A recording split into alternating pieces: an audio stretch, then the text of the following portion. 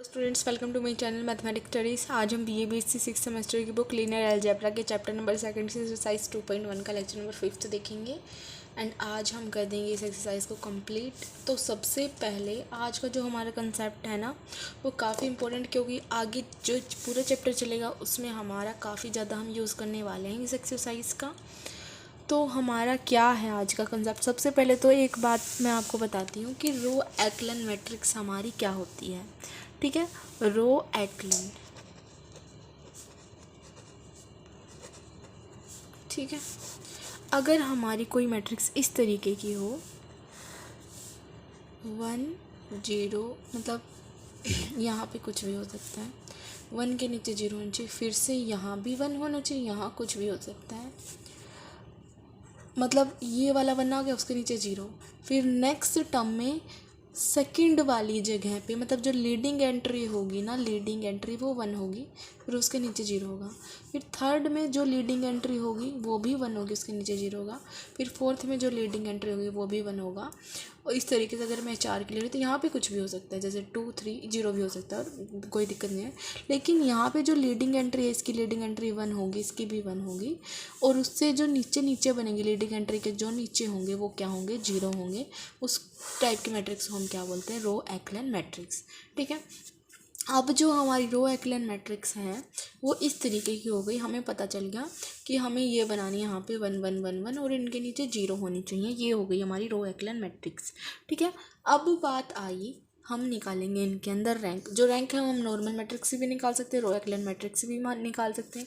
यहाँ पे रो एक्लन मैट्रिक्स चल रहा है तो हम उसी के निकाल रहे रैंक को। इस तरीके से लिखेंगे, रो ऑफ, जैसे मान लो मैंने ये मैट्रिक्स ए ले रखी है तो इसकी रैंक कितनी हो गई, जितनी उसके अंदर नॉन जीरो रो होंगी, नंबर ऑफ नॉन जीरो रोज हमारी क्या होती है, रैंक होती हैं। देखो इसके अंदर नॉन जीरो रो है, ये भी इसके अंदर कम से कम एक एलिमेंट है जो जीरो नहीं है, तो इसके अंदर ये कितनी रैंक हो गई, इसकी 4 रैंक हो गई।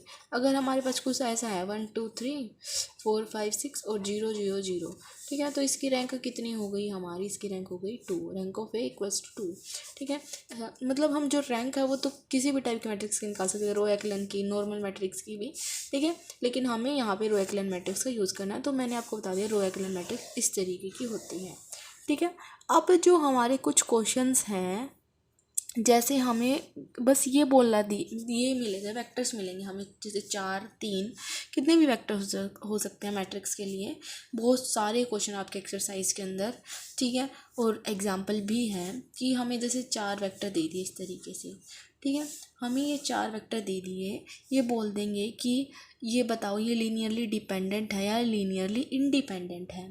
ठीक है, तो हमारे पास वर्किंग रूल क्या है कि जैसे मुझे इस तरीके से मैं आपको आई थिंक एग्जांपल ले मतलब जो एग्जांपल दे रखा वो लेके चलती हूँ और साथ साथ वर्किंग रूल बताती हूँ आपको क्या है इसके वर्किंग रूल।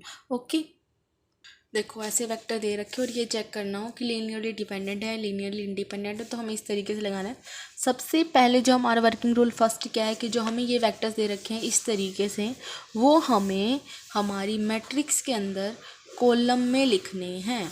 कॉलम में कैसे, जैसे ये इस तरीके से दे रखे ना 1 1 2 4, तो हमें ऐसे लिखना है 1 1 2 4, 2 -1 -5 2, 2 -1 -5 2, इस तरीके से लिखने हैं।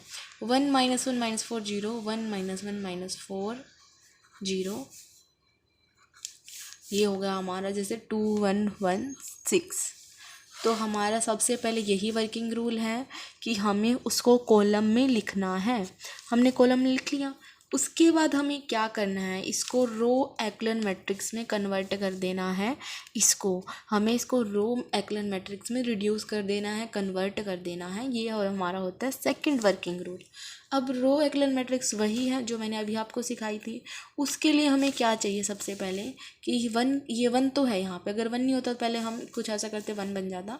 मतलब हमें रो के ऑपरेशंस लगाने हैं, रो के ऑपरेशंस ओनली, रो एक्लन मैट्रिक फॉर्म बनाते हुए हम रो के ऑपरेशन ही लगाएंगे। ठीक है, और रो के ऑपरेशन लगाते हुए हमें कुछ ऐसा बनाना है कि वो रो एक्लन मैट्रिक्स बन जाए।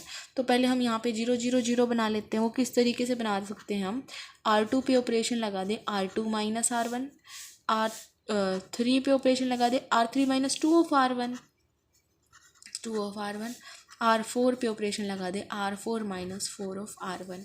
तो इसको हम नॉर्मल सॉल्व करेंगे, तो जैसे फर्स्ट इक्वेशन तो एज इट इज़ रहेगी, R2 minus R1, 1 minus 1 0, minus of 1 minus of 2 minus of 3, ये होगा minus of 2, 1 minus 2 minus of 1। Similar 2 से प्रोडक्ट कर करके हमारा इस तरीके से आएगा 2 minus of 2 0, minus of 5 minus of 4 minus of 9। Similar ये हो जाएगा हमारा माइनस ऑफ 6 माइनस ऑफ 3, ये हो जाएगा 0, माइनस ऑफ 6 माइनस ऑफ 4 और 2, हमारा ये आ गया। ठीक है, अब हमारा नेक्स्ट स्टेप क्या होता है, नेक्स्ट स्टेप हमारा ये होता है सबसे पहले कि हम यहाँ पे 1 बना लें। ठीक है, तो हम यहाँ पे 1 कैसे बना सकते हैं, इसके अंदर हम क्या कर लें, -3 को कॉमन ले लें।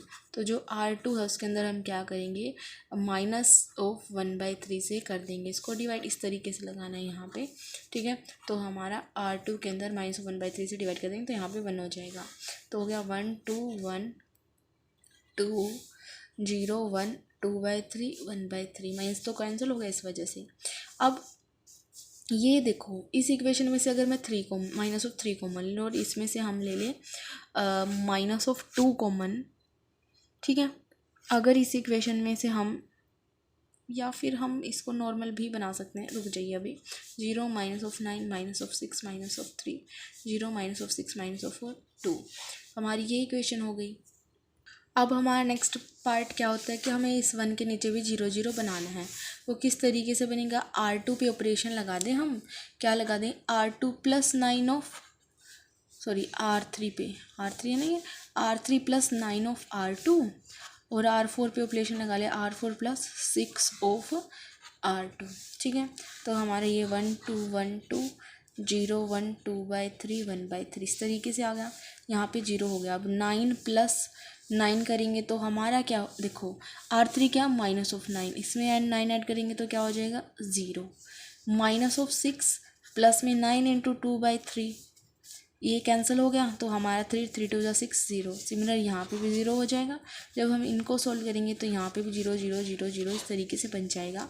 तो यहाँ पे देखो 1 के नीचे 0 0 आ गया, ये 1 के नीचे 0 आ गया, ये बाकी है तो पूरी ही हमारी क्या हो गई, नीचे जो टर्म है वो क्या हो गई, 0 होंगी। तो जो इसकी रैंक है ना, रैंक वो हमारी ए की कितनी आ गई, नंबर ऑफ नॉन जीरो कितनी है 2। तो ये हो गया। अब हमें इतना तो निकालना आ गया। अब ध्यान से सुनना एक बात, ये रूल होता है हमारा कि अगर हमारी रैंक ऑफ ए और नंबर ऑफ वेक्टर्स इक्वल आ गए तो जो हमारा ये वेक्टर्स होंगे वो लीनियरली इंडिपेंडेंट होंगे। अगर हमारा rank of a less than number of vectors आ जाए, लेस देन ही आएगा ऑलवेज, तो वो हमारा लीनियरली डिपेंडेंट होगा। यहाँ पे जो मेरा रैंक ऑफ ए है ना, ये थर्ड स्टेप है कि रैंक ऑफ ए है वो मेरा less than number of vector है। वेक्टर तो हमारे कितने थे, 4 थे, और रैंक ऑफ ए मेरा कितना है, 2 2 तो 4 से कम है, तो ये कैसा हो गया, लीनियरली डिपेंडेंट। ठीक है, सबसे पहले हमें इस कॉलम में लिखना होता है, फिर इसको रो एक्लन मैट्रिक्स बनानी होती है, फिर हमें इसकी रैंक चेक करनी है कि कितनी है। अगर रैंक नंबर ऑफ वेक्टर्स के इक्वल है तो लीनियरली इंडिपेंडेंट, और लेस देन है तो लीनियरली डिपेंडेंट। जैसा हमने एग्जाम्पल किया है उसी तरीके के हमारे एक्सरसाइज के क्वेश्चन हैं जो 5th से लेके, देखो determine whether the following set of vectors are linearly dependent और लीनियरली इंडिपेंडेंट, हमें यही बताना है। जैसे हमने 3 वेक्टर दे रखे हैं, उनको हमने कॉलम में इस तरीके से लिख दिया, फिर हमने ऑपरेशंस लगाए, नॉर्मल ऑपरेशन सारे लगा रखे हैं, आप देख लेंगे। फिर हमने ऑपरेशंस लगाए, रो एक्लन मैट्रिक्स बन गई, इसके अंदर जो रैंक है वो 2 आई, जो कि less than number of vectors है, तो लीनियरली डिपेंडेंट हो गया। सिमिलर नेक्स्ट क्वेश्चन है, कॉलम में लिखा, हमने जो नॉर्मल ऑपरेशंस लगाए हैं, फिर हमने क्या करना है, रो एक्लन मैट्रिक्स पे हम पहुंच गए, इसकी जो रैंक है वो 3 आ गई और नंबर ऑफ वेक्टर्स भी 3 थे, तो लीनियरली इंडिपेंडेंट हो गया। नेक्स्ट क्वेश्चन में एक छोटी सी बात अलग है कि V1 V2 V3 हमें दे रखा है, शो करना है V1 V2 V3 linearly independent है। वो वैसे ही करेंगे जैसे अभी हमने किया कि हमें 3 वेक्टर दे रखे हैं, कॉलम्स में हमने लिखना है, इनको रो एक्लन फॉर्म बना देनी है, इस तरीके से रो एक्लन फॉर्म बन जाएगी, और हमारी जो रैंक है वो 3 आ गई, नंबर ऑफ वेक्टर्स के इक्वल आ गई, तो वो लीनियरली इंडिपेंडेंट हो जाएगा। लेकिन क्वेश्चन में आगे भी बोल रखे कि express the vector this express the vectors, ये जो दो वेक्टर है ना उनको इनके लीनियर कॉम्बिनेशन में दिखाना है। मतलब जैसे 3 to 1 को हमें लीनियर कॉम्बिनेशन के में दिखाना है, V1 V2 V3 के लीनियर कॉम्बिनेशन में। जैसे मुझे 3 to 1 को अगर लीनियर कॉम्बिनेशन में दिखाना है तो मैं इसलिए इस तरीके से लिखूँगी 3 to 1 A into this, B into this and C into this. ठीक है, तो हम यहाँ पे इस तरीके से दिखा देंगे। फिर देखो प्रोडक्ट करो 2A minus of A 0, B 2B, B 0, 2C minus of C। एक तरीके से हमें क्या करना है, यहाँ से ABC की वैल्यू निकालनी है और इसके अंदर यहाँ पे ABC हमें मिल जाएंगे तो हम बता देंगे कि ये इसके लीनियर कॉम्बिनेशन में लिखे गए। तो हमारी ये इक्वेशन क्या बनेगी, 2A plus B plus 0 equal to 3, minus of A plus 2B plus 2C equals to 2, 0 plus B minus of C equals to 1। हमारी ये इक्वेशन बन गई। ये इक्वेशन हो जाएंगी हमारी इस तरीके से। फिर हमने इनको यूज़ कर करके देखो मैंने सोल्व कर रखे हैं तो आप देख सकते हैं, इनको यूज़ कर करके हम यहाँ से इस तरीके से ABC की वैल्यू निकाल सकते हैं और उसके अंदर पुट कर देंगे। फिर उन्होंने उसी क्वेश्चन में यहाँ पे ये भी बोल रखा है कि 1 1 1 का भी बताओ, तो हम उसको भी ऐसे लिखेंगे ABC एग्जिस्ट करके A into B into C into उनके लिए इक्वेशंस को सॉल्व करेंगे। ABC की जो वैल्यू आएंगी वो यहाँ पे पुट कर देंगे तो हमारा 1 1 1 के लिए भी हो जाएगा लीनियर कॉम्बिनेशन। ठीक है, फिर 7th क्वेश्चन क्या है कि show that the vectors V1 V2 V3 V4 form a linear dependent set, also express one of them as a linear combination of other. Linearly dependent बताना, पहले हमें 4 वेक्टर्स दे रखे हैं, इनको हमने कॉलम में लिख लिया, फिर इसको रो एक्लन मैट्रिक्स की फॉर्म में बना लिया ऑपरेशंस अप्लाई करके इस तरीके से। ठीक है, उसके बाद हमारा क्या हो जाएगा, ये आ गया हमारा रो एक्लन मैट्रिक्स हमारी यहाँ पे बन गई। जो हमारी रैंक आई है रो एक्लन मैट्रिक्स की वो कितनी आई है यहाँ पे 1 2 3, जो कि less than number of vector से तो लीनियरली डिपेंडेंट हो गई। फिर इन्होंने क्या बोला है क्वेश्चन के अंदर कि इनमें से एक वेक्टर को बाकी के 3 वेक्टर के लीनियर कॉम्बिनेशन में लिखो, तो हमने ये वाला वेक्टर उठा लिया, इन तीनों के लीनियर कॉम्बिनेशन में लिख देंगे इसको। ठीक है, तो ये हो गया हमारा वो वाला वेक्टर, ये A into V2, A B into V3 और C इंटू V4 मल्टीप्लाई करेंगे सिंपल, इसी तरीके से इक्वेशन को सॉल्व करेंगे तो ये आ गया। अब एक बात है जो कि एग्जांपल्स में भी यूज़ होगी कहीं बहुत सारी जगह पे और क्वेश्चंस में भी, क्या है कि अगर हमें इक्वेशंस तो जैसे 4 हैं हमारे पास और वेरिएबल मतलब जो हमें वैल्यू निकालनी ABC वो 3 ही हैं, इक्वेशन तो 4 है और वैल्यू हमें निकालनी 3 ही की, तो हम 3 इक्वेशन का यूज़ करके ही उन तीनों की वैल्यू निकालेंगे जैसे हम जनरली निकालते हैं। फिर जो हमारे जैसे ABC की वैल्यू इन तीनों इक्वेशन से सोल्व करने के बाद आएगी ना, फिर वो हम इस इक्वेशन के अंदर पुट करके देखेंगे और अगर वो तीनों वैल्यू इस इक्वेशन में पुट करने के बाद सेटिस्फाई कर जाती है तो ABC की वैल्यू वो करेक्ट है। जैसे हम इसको सोल्व करेंगे, जैसे हमने फर्स्ट सेकंड को सोल्व किया होगा, मतलब इनको हमने जैसे सोल्व कर लिया इस तरीके से तो हमारी ABC की वैल्यू आ गई। अब जो ABC की वैल्यू है वो हम उसके अंदर पुट कर देंगे, जैसे हमारी 4th के अंदर। तो यहाँ पे देखो जब हमने ये ABC हमारे जो आए थे 4th के अंदर पुट किया तो हमारी ये -1 इक्वल टू -1 आ गया, तो विच इज़ ट्रू, तो हमारा मतलब ये 4th इक्वेशन में सेटिस्फाई करें तो मतलब वो चारों इक्वेशन के लिए ABC की वैल्यू सही है, तो हमारा इस तरीके से आ जाएगा। Prove that the 4 vector these vectors form a linear dependent set but any 3 of them are linearly independent. देखो ये क्या है कि ये इस तरीके से 4 हमें वेक्टर्स दे रखे हैं, ये बोला है कि ये तो लीनियरली डिपेंडेंट सेट होगा, लेकिन अगर हम इनमें से कोई भी 3 ले लें तो लीनियरली इंडिपेंडेंट हो जाएंगे। जैसे ये 4 हैं, इस तरीके से हमने लिखा 1 0 0 0 1 0 0 0 1, ये हो गया। जो इसके अंदर कितने नंबर ऑफ नॉन जीरो रोज हैं 3 less than number of vectors है, तो ये क्या होगा लीनियरली डिपेंडेंट। अगर अब हम इनमें से कोई भी 3 वेक्टर उठा लें, जैसे मैंने ये V1 V2 V3 उठा लिया, अब इसकी रैंक तो कितनी है 3, जो कि किसके इक्वल है नंबर ऑफ वेक्टर्स के इक्वल है, तो लीनियरली इंडिपेंडेंट हो जाएगा। सिमिलर मैं कोई भी 3 वेक्टर उठाऊँ तो इसी तरीके से हमारा लीनियरली इंडिपेंडेंट हो जाएगा। तो ये हो गया हमारा इस तरीके से प्रूफ। उसके बाद 9th क्वेश्चन है कि हमें दे रखा है V1 V2 V3 V4, क्या दे रखा है हमें, ये वेक्टर्स दे रखे हैं और लीनियर डिपेंडेंट दिखाना है, तो हम इस तरीके से करेंगे, रैंक निकाल लेंगे, less than number of vectors आ गया तो लीनियरली डिपेंडेंट हो गया। उसके बाद 10th क्वेश्चन है test for the linearly dependent, ये बताना इंडिपेंडेंट है या डिपेंडेंट है, तो वही हम उसी तरीके से रो एक्लन मैट्रिक्स को बनाएंगे, रो एक्लन मैट्रिक्स बनाएंगे तो अगर हम इस तरीके से बनाएंगे, अगर यहाँ पे हमारा क्या आ गया less than number of vectors आ गया तो लीनियरली डिपेंडेंट हो गया। सिमिलर 12th क्वेश्चन है कि show that there are row vectors as well as the 3 column vector. देखो, show that the 3 row vectors as well as the 3 column vectors of the matrix are linearly dependent. मतलब इसको रो की form में लिखो, row vector लिखो, मतलब जैसे इसके रो वेक्टर कौन से हैं ये हमें दे दिया, इसके रो वेक्टर लेंगे एक बार, तो इसके कॉलम वेक्टर लेंगे। अगर इसके रो वेक्टर क्या होंगे 2 3 1 7 - 6 17 5 2 7, ठीक है, ये हो गए रो वेक्टर। इसके कॉलम वेक्टर क्या होंगे 2 7 5 3 - 6 2 1 17 7, ये हो गए कॉलम वेक्टर। इन्होंने क्या बोला है, रो वेक्टर और कॉलम वेक्टर लोगे ना, उनको लीनियरली डिपेंडेंट प्रूव करके दिखाओ। तो ये हो गए वेक्टर, मतलब सिंपल क्वेश्चन बन गया। अब ये वेक्टर दे दिए हमें, इनको चेक करेंगे, इस तरीके से लिख लेंगे 2 3 1 7, मतलब इस तरीके से लिखेंगे। ये चेक करेंगे कि इसके रैंक है जो less than number of vectors आ गया तो लीनियरली डिपेंडेंट हो गया। अब इसके लिए सिमिलर सॉल्व करेंगे, तो यहाँ पे भी हम इसको सॉल्व करेंगे।